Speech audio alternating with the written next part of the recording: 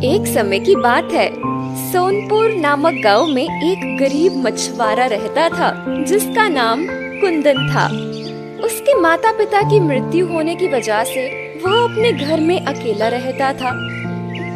एक दिन वह जंगल में नदी किनारे मछलियों को पकड़ने जा रहा था कि तभी उसे वहाँ एक छोटा सा बंदर जख्मी हालत में गिरा हुआ दिखाई देता है। अरे तुम कौन हो और यहाँ इस हालत में क्या कर रहे हो छोटे बंदर? छोटा सा मासूम बंदर कुछ नहीं बोलता, वह सिर्फ दर्द से तड़प रहा था। लगता है जंगल में इस मासूम बंदर का किसी ने शिकार किया है और ये उस शिकारी के शिकार से जख्मी होकर यहाँ पर अपनी जान बचाने के लिए आया है। तुम बिल्कुल परेशान मत हो छोटे बंदर, मैं तुम्हें अपने साथ ले जाऊंगा और तुम्हारा इलाज खुद करवाऊंगा। देखना फिर तुम बिल्कुल ठीक हो जाओगे। कुंदन उस बंदर को ठीक होने का दिलासा देता है, लेकिन वह बंदर उसे चुपचाप अपनी मोटी मोटी आंखों से देखता रहता है। छोटे बंदर, तुम क्या गूंगे हो? मैं कब से तुम्हें इतनी सारी बातें कह रहा हूँ, मगर तुम हो कि कुछ बोलते ही नहीं। मुझे तो ऐसा लगता है कि तुम बोल ही नहीं सकते। चलो कोई बात नहीं, मैं तुम्हें वैद्य जी के पास लेकर चलता हूँ।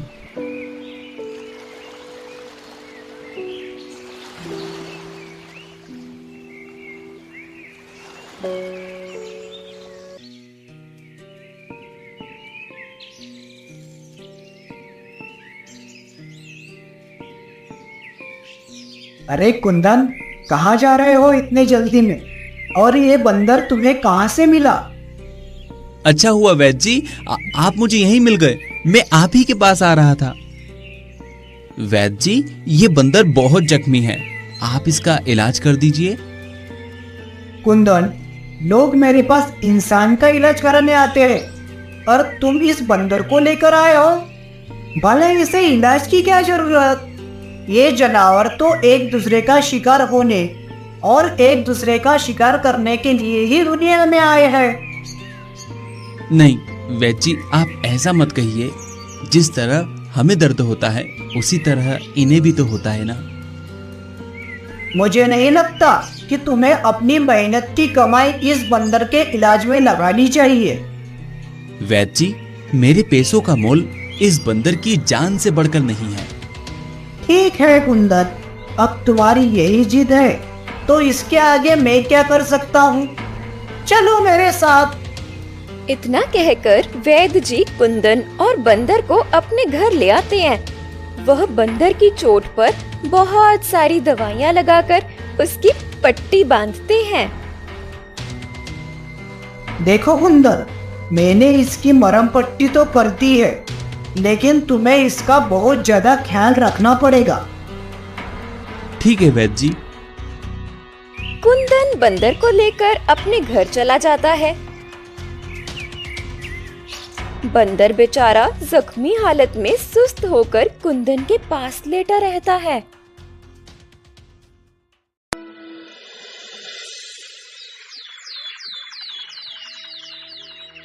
छोटे बंदर, तुम तो कुछ बोलते नहीं और मैं तुम्हारा नाम भी नहीं जानता, इसलिए मैं तुम्हें छोटा बंदर बुलाऊंगा। इतना कहकर कुंदन छोटे बंदर के लिए केला लेने चला जाता है। छोटे बंदर, देखो मैं तुम्हारे लिए केला लाया हूँ। मैंने सुना है तुम बंदरों को केला बहुत पसंद होता है। अब जल्दी से उठो और ये सारे केले खाकर खत्म करो। इसके बाद तुम्हें अपनी दवाई भी तो लेनी है, तभी तो तुम ठीक हो पाओगे। कुंदन इतना कहकर अपने हाथ से केले के छिलके को उतारता है और केले के छोटे छोटे टुकड़े उस छोटे बंदर के मुंह में डालने लगता है। वह छोटा बंदर धीरे धीरे आराम से केले के टुकड़े खाता है, साथ ही अपनी मोटी मोटी आंखों से कुंदन को टुकुर टुकुर देखता है। दिन गुजरते जाते हैं और कुंदन उस छोटे बंदर की ऐसी ही सेवा करता है जिससे वह छोटा बंदर ठीक हो जाता है। छोटे बंदर, अब तुम पूरी तरह से ठीक हो चुके हो और अब मुझे लगता है कि तुम्हें तुम्हारे परिवार के पास पहुंचा देना चाहिए। चलो, मैं तुम्हें तुम्हारे परिवार के पास जंगल में छोड़ देता हूँ। कुंदन ये कहकर बंदर को जंगल की तरफ लेकर जाता है।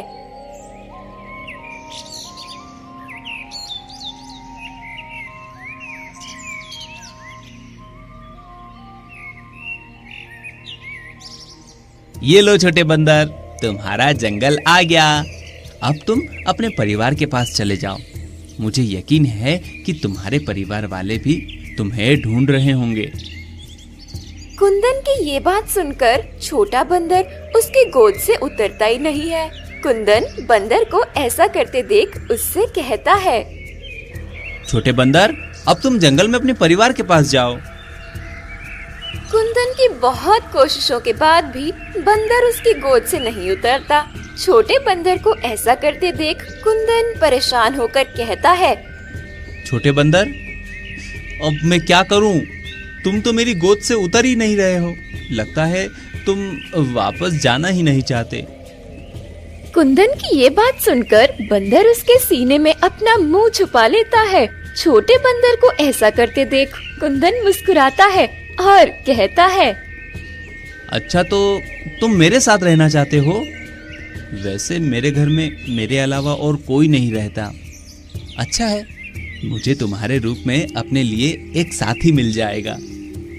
कुंदन ये कहकर उस बंदर को अपने घर वापस ले आता है और फिर वो दोनों साथ रहने लगते हैं। छोटा बंदर कुंदन के हर काम में उसका हाथ बंटाता है।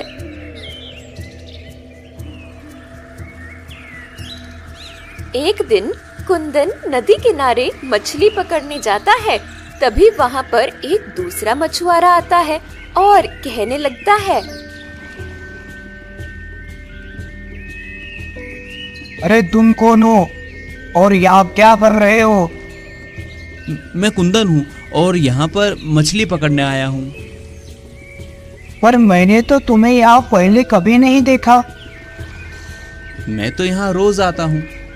हो सकता है कि आप और मैं रोजाना अलग अलग समय पर मछली पकड़ने आते हो, इसलिए हम दोनों की कभी मुलाकात नहीं हुई। तुम मुझसे झूठ मत बोलो। और रही बात तुम्हारे यहाँ आने की, तो आज के बाद मैं तुम्हें यहाँ मछली पकड़ता ना देखूं, क्योंकि ये नदी मेरी है। अगर तुमने दोबारा इस नदी से मछलियाँ पकड़ने की कोशिश भी की तो मैं तुम्हें इस नदी में फेंक दूंगा। कुंदन गरीब होने के साथ ही बहुत सीधा भी था, इसलिए वह उस मछुआरे से बिना कुछ कहे चुपचाप अपने घर आ जाता है, जहाँ छोटा बंदर उसके आने का इंतजार कर रहा होता है। छोटे बंदर, अब मैं क्या करूं? मेरे पास तो कोई दूसरा काम भी नहीं है जिससे मैं अपना और तुम्हारा खर्च उठा सकूं।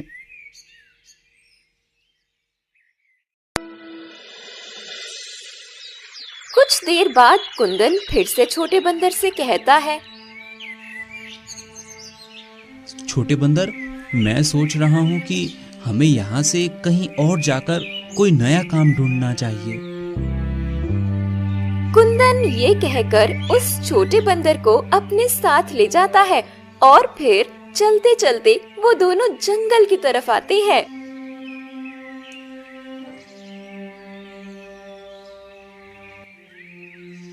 तभी अचानक बंदर कुंदन का हाथ जोर जोर से खींचने लगता है। छोटे बंदर, क्या हुआ? तुम ऐसे मुझे बार बार क्यों खींच रहे हो? अच्छा, मैं समझ गया, तुम्हें भूख लगी है। रुको, मैं देखता हूँ, शायद इस जंगल में तुम्हारे खाने लायक कोई फल मिल जाए। कुंदन ये कहकर उस बंदर को अपने साथ लिए जंगल के अंदर किसी फल की तलाश में इधर उधर देखता है, लेकिन उसे उस जंगल में सूखे पेड़ों के अलावा कुछ नहीं दिखता है।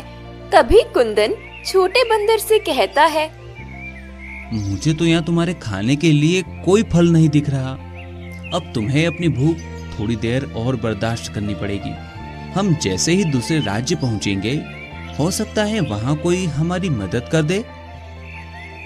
कुंदन ये कहते हुए उस जंगल से निकल जाता है और चलते चलते दूसरे राज्य पहुंचता है। अब तो शाम होने आई है, लेकिन अभी तक मुझे तुम्हारे लिए कोई खाना नहीं मिला। अभी कुंदन छोटे बंदर से ये कह ही रहा था कि तभी उसे पीछे से उस राज्य के राजा आते हुए दिखाई देते हैं। तुम कौन हो? आज से पहले तो मैंने तुम्हें अपने राज्य में कभी नहीं देखा। महाराज, असल में मैं आपके पड़ोसी राज्य से आया हूँ। ओह अच्छा, तो तुम यहाँ नए हो, तो मैं ये जान सकता हूँ कि तुम यहाँ क्यों आए हो? महाराज, मेरा नाम कुंदन है और मैं एक मछुआरा हूँ, मगर मेरे पास इस समय कोई काम नहीं है, इसलिए मैं यहाँ काम की तलाश में आया हूँ। अच्छा, तो तुम यहाँ काम की तलाश में आए हो। अगर मैं कहूँ कि तुम मेरे महल के सामने वाली नदी और उसके पास के झरने की साफ सफाई करो, तो बदले में मैं तुम्हें खाने और रहने की जगह दूंगा, तो क्या तुम ये काम करना चाहोगे? कुंदन राजा की ये बात सुनकर खुशी खुशी हाँ कर देता है और कहता है, महाराज, आपका बहुत बहुत शुक्रिया कि आपने मुझे काम पर रखा। अरे कुंदन, कोई बात नहीं, तुम हमारे पड़ोसी राज्य से आए हो, हमारे मेहमान हो, इस नाते तुम्हारी मदद करना हमारा कर्तव्य है। राजा ये कहकर कुंदन और उसके बंदर को अपने महल में ले जाते हैं।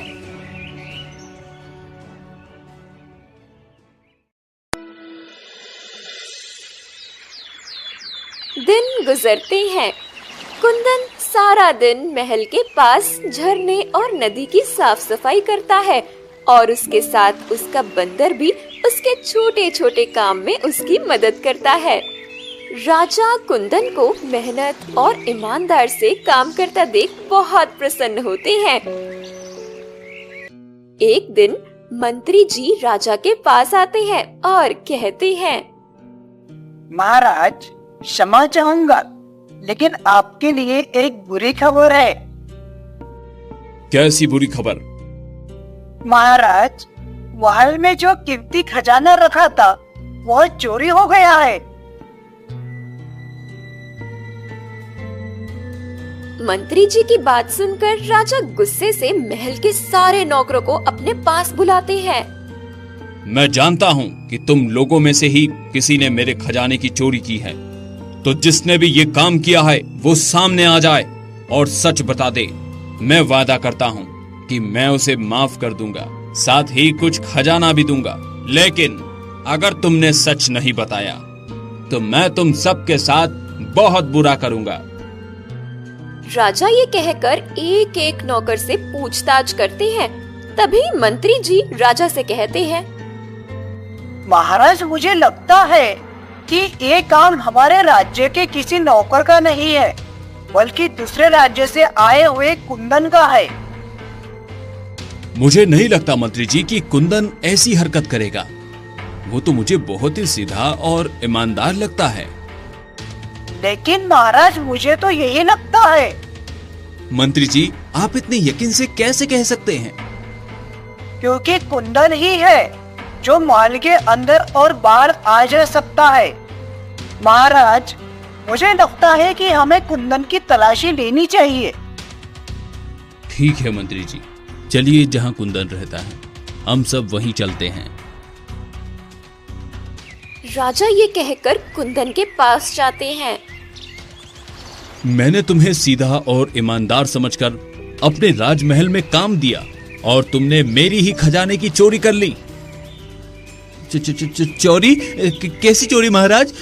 और आप किस खजाने की बात कर रहे हैं? कुंदन, जितने सीधे तुम दिखते हो उतने हो नहीं। अब बताओ, तुमने महाराज का खजाना कहाँ छुपाया है?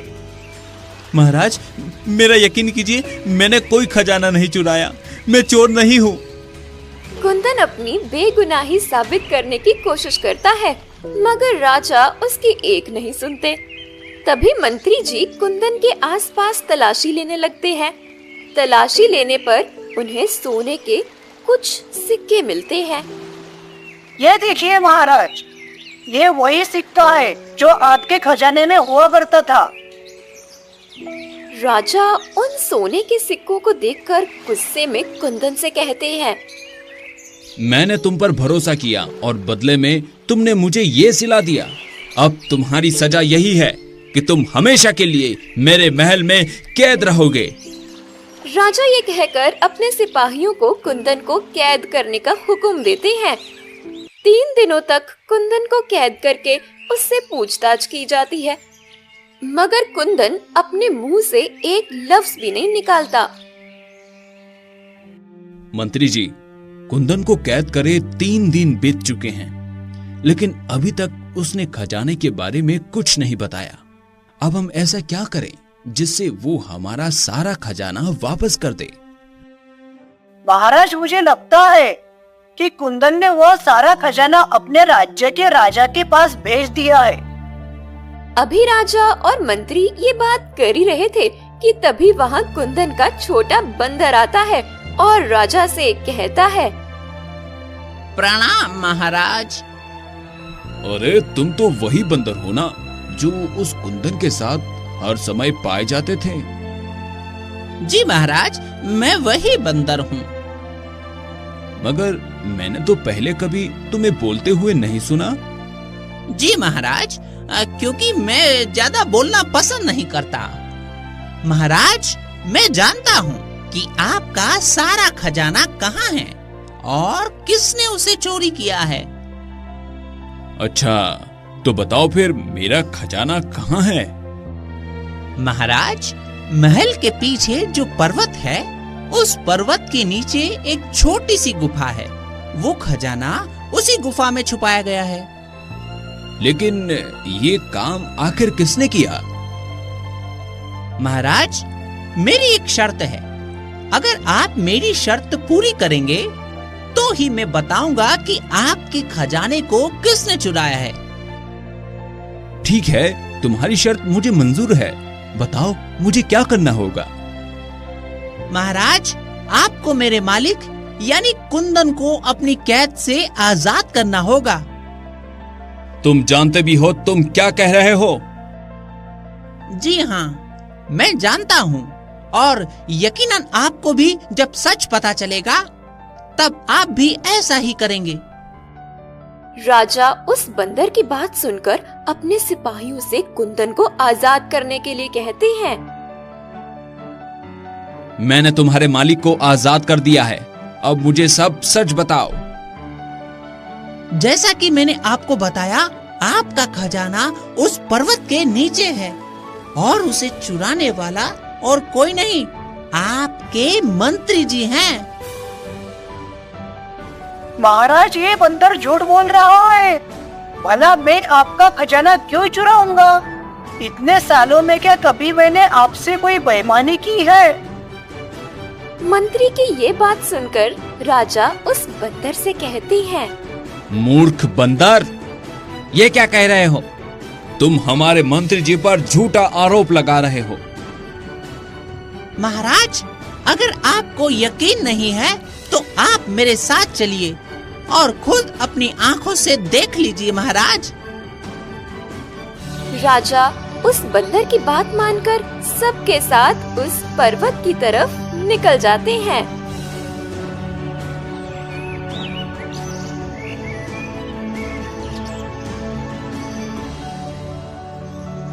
छोटा बंदर सबको उस पर्वत के नीचे बनी गुफा में ले जाता है और वहाँ पर छुपा सारा खजाना राजा को दिखाता है।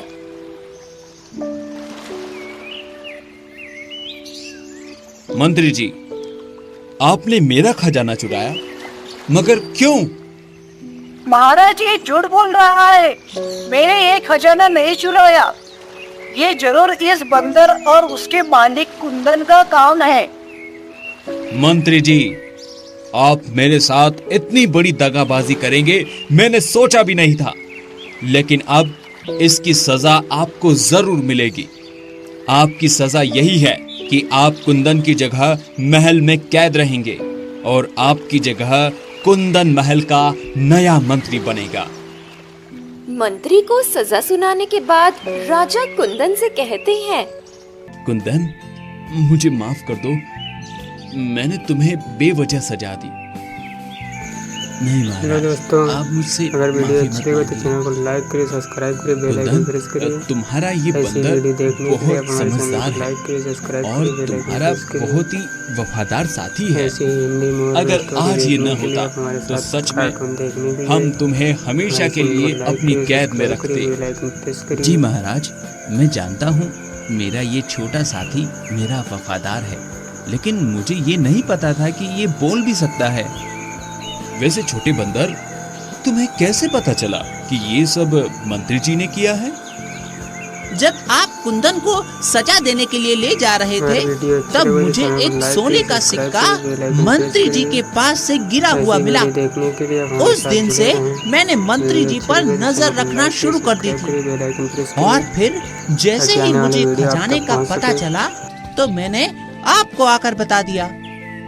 शाबाश छोटे बंदर, तुमने बहुत ही अच्छा काम किया है।